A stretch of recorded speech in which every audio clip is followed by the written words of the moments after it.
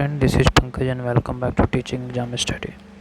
दोस्तों, डिस्कस करेंगे बिहार पुलिस की जो आने वाली परीक्षा है उसमें हिस्ट्री से संबंधित इम्पोर्टेंट क्वेश्चन जो कि प्लेटफॉर्म बाय नवीन कुमार सिंह के द्वारा तैयार किया गया। इसमें हिस्ट्री के संक्षिप्त इतिहास के कुछ प्रश्न हैं जो कि एग्ज़ाम के लिए काफ़ी महत्वपूर्ण है और एग्ज़ाम में मल्टीपल टाइम पूछी जा सकती है। तो एग्ज़ाम देने से पहले आप एक दो बार इस वीडियो को ज़रूर देख लें ताकि कुछ क्वेश्चन आपको इससे टच कर पाएँ और चीज़ों को एग्ज़ाम के दौरान रिकॉल कर पाएँ। तो बढ़ते हैं प्रश्नों की ओर और यहाँ पे कुल से 100 प्रश्नों का हम डिस्कस करेंगे एक बाय एक करके। तो MCQ क्वेश्चन नहीं है, सिर्फ वन लाइनर क्वेश्चन है, आप इसे पूरी तरीके से देखें। क्वेश्चन है कि सियुकी की नामक यात्रा विवरण किससे संबंधित है? तो ये जो संबंधित है वो हेनसांग से है। क्वेश्चन नंबर 2 है कि सर्वप्रथम 1837 ईस्वी में अशोक के अभिलेखों को किसके द्वारा पढ़ा गया था? काफ़ी इम्पोर्टेंट क्वेश्चन है। तो अशोक के अभिलेखों को जेम्स प्रिंसेप के द्वारा पढ़ा गया था। भारत में सबसे प्राचीन अभिलेख किस शासक के प्राप्त हुए हैं? तो ये भारत में सबसे प्राचीन अभिलेख अशोक के प्राप्त हुए हैं। क्वेश्चन नंबर 4 है कि किस पुस्तक के माध्यम से प्राचीन समय में लाल सागर फारस को खाड़ी तथा हिंद महासागर में होने वाले रोमन व्यापार का वृत्तांत प्रस्तुत किया गया? तो ये होगा पेरिप्लस ऑफ द एरिथ्रियन सी में। नेक्स्ट क्वेश्चन की ओर आगे बढ़ते हैं कि ताम्र पाषाणिक संस्कृति किसे कहते हैं? तो तांबे और पत्थर के औजार का प्रयोग जिस युग में एक साथ हुआ है उसे ताम्र पाषाणिक संस्कृति कहा जाता है। क्वेश्चन नंबर 6 है कि ताम्र पाषाणिक बस्तियों को सबसे व्यापक खुदाई कहाँ हुई थी? तो ये महाराष्ट्र में हुई थी। क्वेश्चन नंबर 7 है कि ताम्र पाषाणिक काल के लोगों ने पत्थर के जिन छोटे औजारों को प्रयोग किया था वो है प्रस्तर के फलक। क्वेश्चन नंबर 8 है ताम्र पाषाण काल में चावल, गेहूँ, बाजरा, मसूर, उड़द तथा मूंग की खेती की जाती थी। इन सब के अवशेष किस राज्य में मिले हैं? तो ये महाराष्ट्र में। ताम्र पाषाणिक काल में लोग कपड़ा तैयार करते थे, इसका अवशेष कहाँ मिला है? तो ये महाराष्ट्र में। ताम्र पाषाण काल के लोग शवों को फर्श के नीचे उत्तर दक्षिण की ओर दफनाते थे। काफ़ी इम्पोर्टेंट क्वेश्चन है।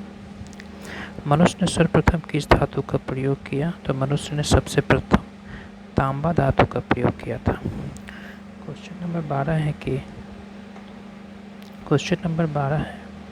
कि किस संस्कृति को बतास संस्कृति भी कहा जाता है? तो आहार संस्कृति को। तांबे के साथ साथ पत्थर के उपकरण के साक्ष्य, अग्निकुंड के साक्ष्य कहाँ से प्राप्त हुए? तो ये गीलुंड राजस्थान से प्राप्त हुए थे। मोहनजोदड़ो में सबसे बड़ी इमारत कौन थी? तो अन्नागार। सिंधु घाटी के लोग किसकी पूजा करते थे? तो सिंधु घाटी के लोग पशुपति की पूजा करते थे। क्वेश्चन नंबर 16 है कि सिंधु सभ्यता के लोग किस धातु से अपरिचित थे? तो सिंधु सभ्यता के लोग लोहा नामक धातु से अपरिचित थे। सुतुरगोई सिंधु घाटी सभ्यता किस देश में है? तो ये अफगानिस्तान में है। सैंधव सभ्यता का महान स्नानागार कहाँ प्राप्त हुआ था? तो इसका उत्तर हो जाएगा मोहनजोदड़ो में। क्वेश्चन नंबर 19 है कि हड़प्पा में एक उन्नत जल प्रबंध व्यवस्था का साक्ष्य प्राप्त हुआ है? तो ये धौलावीरा में प्राप्त हुआ है। क्वेश्चन नंबर 20 है कि कौन सा अभिलेख ईरान से भारत में आर्यों के आने की सूचना देता है? तो बी गार्जिकोई। यज्ञ संबंधी विधि विधानों का ज्ञान होता है यजुर्वेद में। क्वेश्चन नंबर 22 है कि आध्यात्मिक ज्ञान के विषय में नचिकेता और यम का संवाद किस उपनिषद में वर्णित है? तो ये कठोपनिषद में वर्णित है। परुषमेघ का उल्लेख किस ग्रंथ में हुआ है? तो ये शतपथ ब्राह्मण में हुआ है। सत्यमेव जयते शब्द कहाँ से लिया गया है? तो ये मुंडोपनिषद से लिया गया है। किस वैदिक साहित्य में मोक्ष का उल्लेख मिलता है? तो उपनिषद में मोक्ष का उल्लेख मिलता है। वेद शब्द का अर्थ क्या है? तो वेद शब्द का अर्थ ज्ञान है।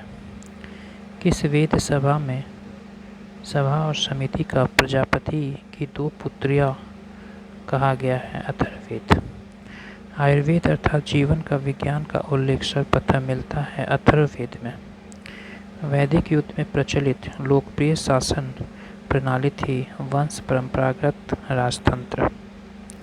क्वेश्चन नंबर 31 है कि शतपथ ब्राह्मण में उल्लेखित राजा विधेद माधव से संबंधित कृषि गौतम रहुगन। आर्य सभ्यता में मनुष्य के जीवन की आयु की आरोही क्रमानुसार हैं ब्रह्मचर्य, गृहस्थ, वानप्रस्थ, उसके बाद संन्यास।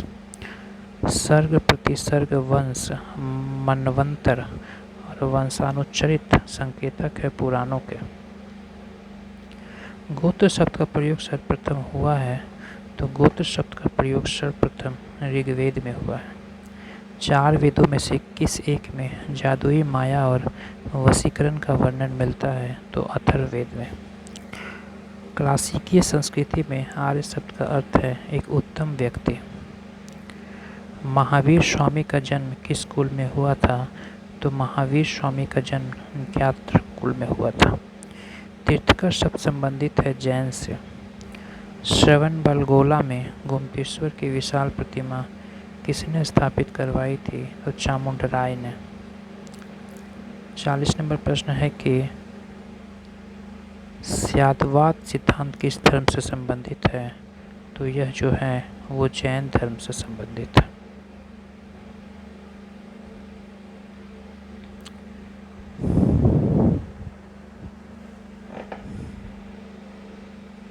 अगले प्रश्न है 41 नंबर कि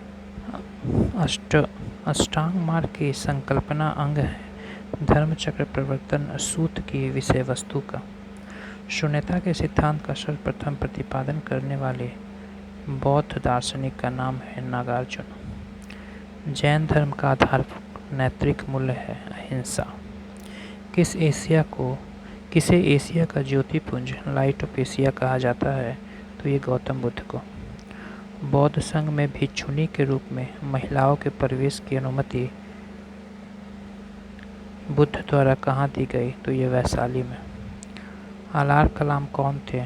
तो अलार कलाम बुद्ध के गुरु थे। अशोक का कौन सा एक अभिलेख इस परंपरा की पुष्टि करता है कि गौतम बुद्ध का जन्म लुम्बिनी में हुआ था? तो ये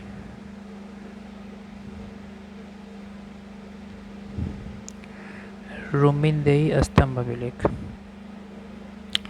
बुद्ध ने सर्वाधिक उपदेश कहाँ दिए? तो गौतम बुद्ध ने सर्वाधिक उपदेश जो दिए वो श्रावस्ती में दिए। बेशनगर अभिलेख का हेलियोडोरस कहाँ का निवासी था? तो ये तक्षशिला का निवासी था। किस बौद्ध ग्रंथ में 16 महाजनपदों का उल्लेख किया गया है? तो अंगुत्तर निकाय में। गोदावरी नदी के तट पर स्थित महाजनपद था तो असमक। मगध के उत्थान के लिए कौन सा प्रथम शासक उत्तरदायी था? तो ये बिंबिसार।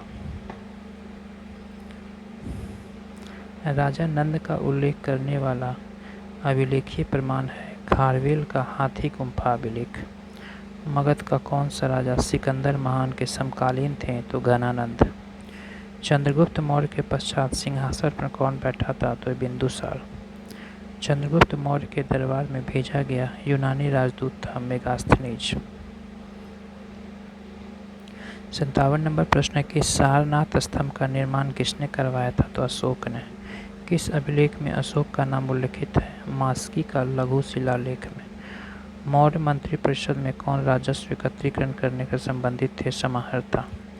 भाग एवं बलि थे राजस्व के स्रोत। अशोक के जो प्रमुख शिलालेख संगम राज्य के विषय में हमें बताते हैं उनमें सम्मिलित हैं द्वितीय और 13वें शिलालेख। कौटिल्य का अर्थशास्त्र किससे संबंधित है? तो ये राजनीतिक विज्ञान से संबंधित है। मल्टीपल टाइम क्वेश्चन ये पूछा गया एग्जाम में। पाटलिपुत्र में स्थित चंद्रगुप्त का महल मुख्यतः बना है लकड़ी का। किस प्राचीन नगर के अवशेष कुम्हार स्थल से प्राप्त हुए हैं? तो पाटलिपुत्र। ब्राह्मी और खरोष्ठी लिपियों का सबसे पहले किसने पढ़ा था? तो जेम्स प्रिंसेप ने।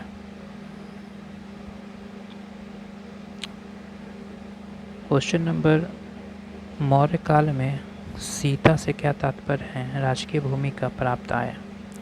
प्रथम ईरानी शासक जिसने भारत के कुछ भाग को अपने प्राचीन कर लिया था उनसे कौन था? डेरियस प्रथम। कुषाण शासक कनिष्क का राज्याभिषेक किस सन हुआ था? तो 78वीं ईस्वी में। निम्नलिखित में से अशोक द्वितीय किसे कहा जाता है? तो ये कनिष्क को कहा जाता है। कनिष्क की राजधानी पुरुषपुर थी।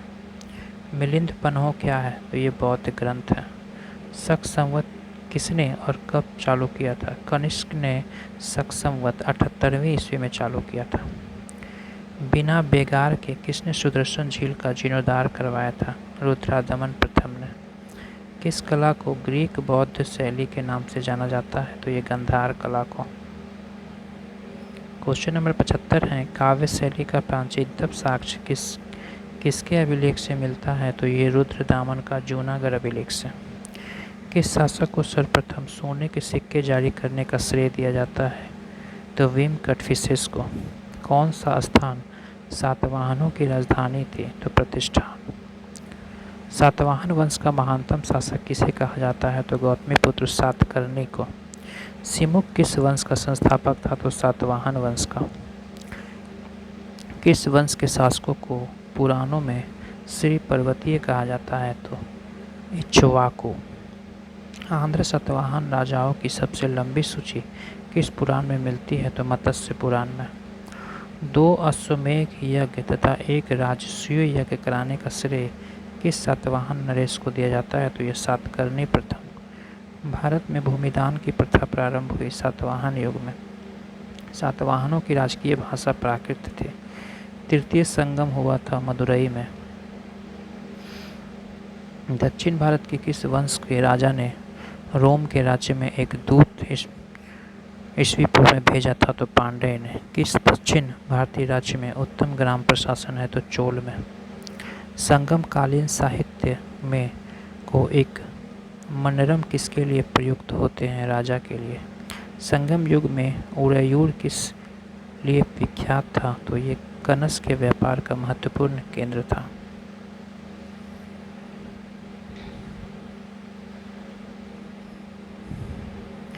नब्बे नंबर प्रश्न के गुप्त साम्राज्य का वास्तविक संस्थापक कौन था? गुप्त साम्राज्य का वास्तविक संस्थापक चंद्रगुप्त प्रथम था। 91 नंबर प्रश्न है कि शक विजेता किसे माना जाता है? तो चंद्रगुप्त द्वितीय को। किस शासक के सिक्के संगीत के प्रति प्रेम दर्शाते हैं? तो समुद्रगुप्त। भारत का नेपोलियन किसे कहा जाता है? तो समुद्रगुप्त को। गुप्तकालीन रजत मुद्राओं को किस नाम से जाना जाता है? तो रूप्यक के नाम से। मेहरौली में जंग रहित लौह स्तंभ किसने स्थापित किया था? तो गुप्त ने। किस राजवंश द्वारा प्रायः महिलाओं को प्रशासन में उच्च पद प्रदान किए जाते हैं? तो चालुक्य। चालुक्य वंश का सबसे महानतम शासक था पुलकेशिन द्वितीय। पुलकेशिन प्रथम। 97 नंबर प्रश्न है कि चालुक्य वंश का सबसे महानतम शासक था पुलकेशिन प्रथम। पल्लव वंश का महान शासक था नरसिंह वर्मन द्वितीय। पल्लव कालीन सूर्य मंदिर स्थित है महाबलीपुरम में। 100 नंबर प्रश्न के न्याय दर्शन के प्रणेता कौन थे? तो ये गौतम। कर्म का सिद्धांत किससे संबंधित है? तो मीमांसा से। अद्वैत दर्शन के संस्थापक थे शंकराचार्य। प्राचीन शाक्य दर्शन में किसका महत्वपूर्ण योगदान था? तो कपिल का। योग दर्शन के प्रतिपादक पतंजलि। तो वैशेषिक दर्शन के प्रणेता कहे जाते हैं कनाद को।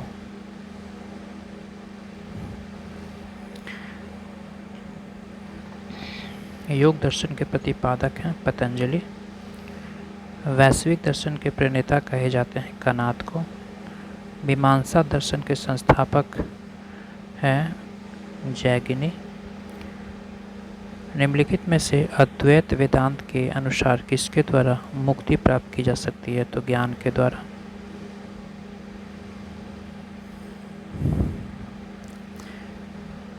किस स्कूल को मूल सनातन धर्म कहा जाता है? तो अष्टकी स्कूल को।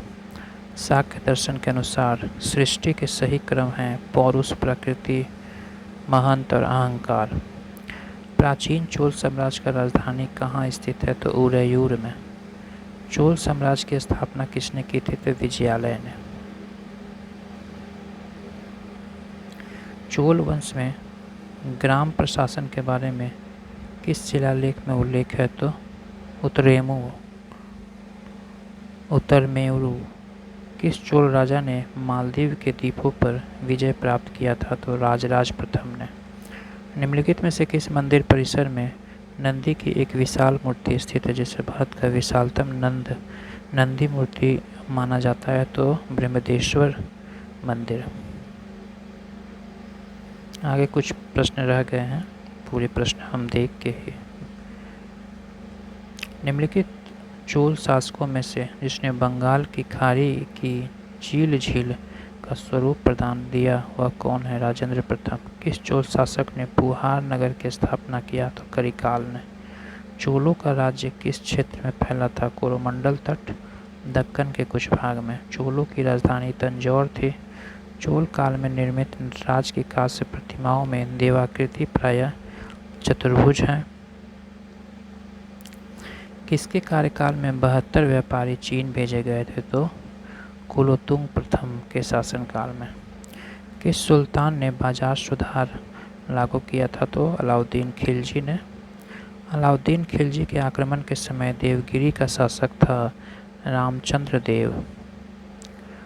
चोपड़ा तथा मेरठ में 2 अशोक स्तंभ लेख दिल्ली किसके द्वारा लाए गए थे?